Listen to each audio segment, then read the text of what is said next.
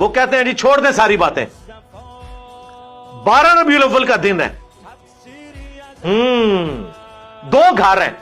ایک گھر میں جھنڈیاں لگی ہیں اور نعتوں کی آواز آ رہی ہے، اور دوسرے گھر میں ٹی وی لگا ہوا ہے، لوگ اپنے اپنے کاموں میں ہیں، بتائیں عاشق رسول کون ہے؟ تو ظاہر ایک عام آدمی تو کہے گا کہ وہی عاشق رسول ہے جو 12 ربیع الاول والے دن جھنڈیاں لگائے ہوئے ہیں، اور دوسرا جو ہے اس کو تو خوشی نہیں ہے، وہ کہتے ہیں پھر ہم صحیح تو کہتے ہیں سوائے ابلیس کے جہاں میں سبھی تو خوشیاں منا رہے ہیں۔ ہم کہتے ہیں رکو ذرا، صبر کرو، 12 ربیع الاول سے بھی 2 مہینے پہلے 10 محرم کا ایک دن آیا تھا، ایک گھر سے مجلس میں آہو بکا کی آوازیں آ رہی تھیں اور لوگ اہل البیت پہ کیے ہوئے ظلم کو یاد کر کے رو رہے تھے، اور دوسرے گھر میں کچھ بھی نہیں ہو رہا تھا۔ اس وقت یہ جو دوسرے والا گھر ہے نا، یہ تمہارا بریلویوں کا گھر تھا اور وہ شیعہ کا گھر تھا۔ اب بتاؤ اہل بیت کے عاشق شیعہ ہوئے یا بریلوی ہوئے؟